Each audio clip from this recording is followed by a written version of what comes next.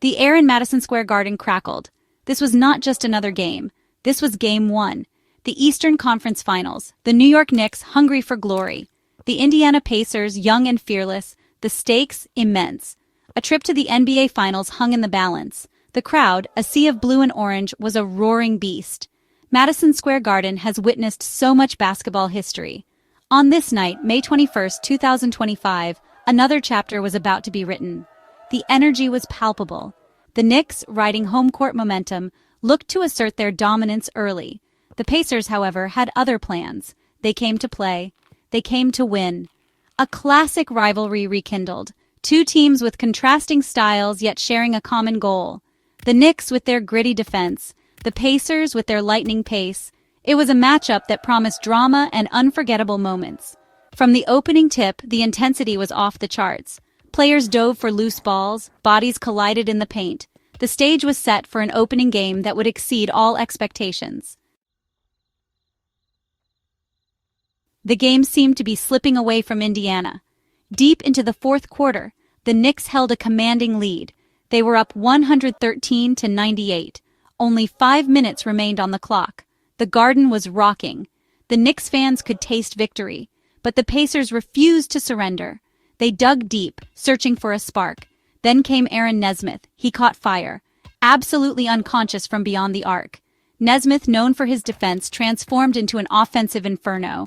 Each shot that swished through the net sent a jolt of energy through the Pacers bench.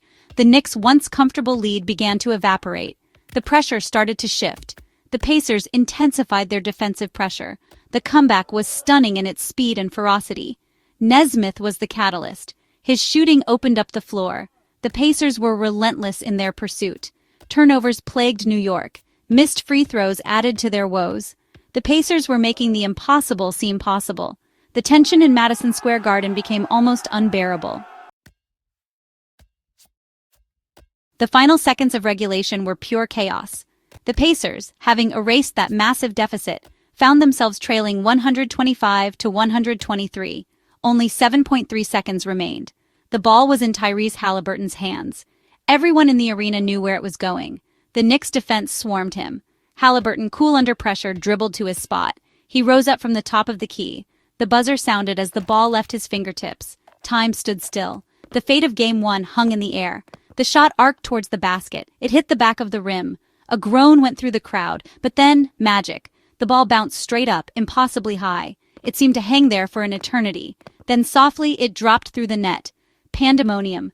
The Pacers bench erupted. Haliburton exploded in celebration. Madison Square Garden fell into a stunned silence. However, the drama was not quite over. The referees gathered. They went to the replay monitor. Haliburton's foot was on the line. The game was headed to overtime. In the immediate aftermath of his incredible buzzer beater, TyreseHaliburton, still believing he had drained a game-winning three, did something audacious. He made a beeline for the sideline. His eyes scanned the broadcast table. He found his target Pacers legend, Reggie Miller. And then, Haliburton delivered the gesture, the infamous choke sign, both hands around his own neck, a clear message to the New York faithful. Reggie Miller had etched the choke sign into NBA lore back in the 1994 Eastern Conference Finals. Haliburton, a student of the game, was well aware of this history. He later admitted to watching the Winning Time documentary multiple times growing up. For Haliburton to replicate it in such a high-stakes moment was a bold statement. It was a declaration that he was ready to embrace the pressure. The audacity of the moment was amplified by the fact that Miller himself was present, calling the game for TNT. Even though the shot was later ruled a two-pointer, the impact of the celebration had already rippled through the arena. Reggie Miller, seated at the TNT broadcast table, had a front-row seat to the unfolding drama. As Haliburton's shot dropped and the young Pacer began his celebratory sprint, Miller's reaction was a mixture of excitement and wry amusement. He had seen this movie before. He knew the intensity of this rivalry, the pressure of playing in Madison Square Garden, and the sheer audacity required to taunt the New York crowd. He watched as Haliburton embraced the moment with gusto. On the broadcast, Miller couldn't help but comment on the unfolding spectacle. As Haliburton flashed the choke sign, Miller noted the premature nature of the celebration.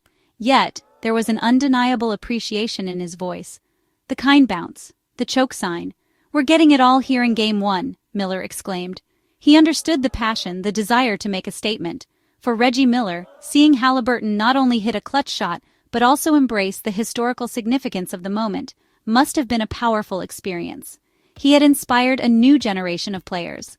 Miller's presence amplified the drama, making Haliburton's homage even more poignant. In the aftermath of the thrilling overtime victory, TyreseHaliburton was candid in his post-game comments. Speaking with TNT's Ali LaForce, he shed light on his thought process during those critical moments.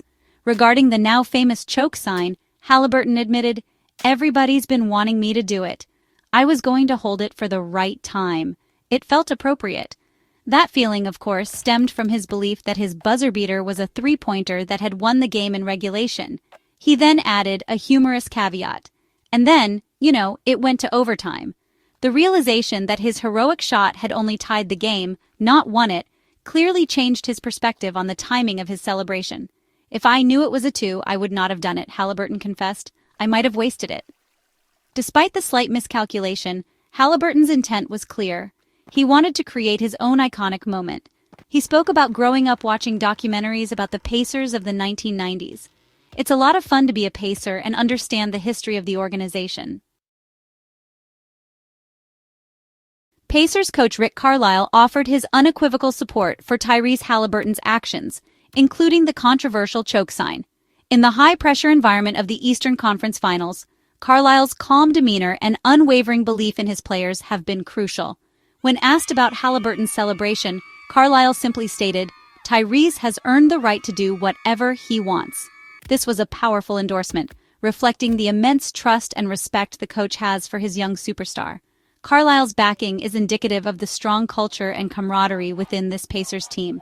They play for each other, they trust each other, and they celebrate each other's successes. This belief system has been evident throughout their playoff run. This Game 1 victory was their third such rally from a 7-point-plus deficit in the dying minutes of a game in these 2025 playoffs. That kind of resilience doesn't happen by accident. The team's morale, already high from their journey to the Eastern Conference Finals, undoubtedly received another massive boost from this dramatic Game 1 win. To go into Madison Square Garden, face a hostile crowd, overcome a large fourth-quarter deficit, and win in overtime, these are the kinds of victories that galvanize a team. Haliburton's heroics, Nesmith's shooting, and the entire team's tenacity contributed to this feeling of invincibility. Coach Carlisle understands the psychology of a playoff series. This Game 1 was a testament to that coaching philosophy. The events of Game 1 inevitably drew comparisons to the legendary 1994 Eastern Conference Finals between the Pacers and the Knicks. That series, filled with iconic moments, intense battles, and Reggie Miller's heroics, remains a seminal chapter in NBA history. Haliburton's choke sign was a direct and conscious callback to Miller's taunt of the Knicks and their fans. It was a moment that bridged generations, linking the Pacers' past glory with their present aspirations. The presence of Miller himself in the arena only amplified these historical echoes. However, while Haliburton and the current Pacers embrace that history, they are also determined to write their own story. The 1994 series, despite Miller's Game 5 masterpiece, ultimately ended in heartbreak for Indiana. This new generation of Pacers, led by Haliburton, is acutely aware of that outcome. They are aiming for a different ending this time around. They want to exorcise those ghosts, to create a new narrative where the Pacers emerge victorious from their battles with their New York rivals. The rivalry between the Pacers and the Knicks has been spectacularly reignited by this playoff matchup. Haliburton's gesture served as a bold declaration that the Pacers were not intimidated by the Garden or its history. This Game 1 felt like the opening salvo in a renewed, fierce competition. It signaled that these Pacers are not content to simply live in the shadow of past teams. The Indiana Pacers' 138-135 overtime victory against the New York Knicks in Game 1 of the 2025 Eastern Conference Finals was far more than just a single mark in the win column. It was a statement. It was a spectacle. The sheer drama of the Pacers' comeback from a 15-point deficit, culminating in TyreseHaliburton's game-tying buzzer beater, provided enough excitement for an entire series. Haliburton's choke sign added an unforgettable layer of narrative richness. It connected the present to the past, evoking memories of Reggie Miller's legendary battles with the Knicks. This wasn't just a win, it was a legend in the making.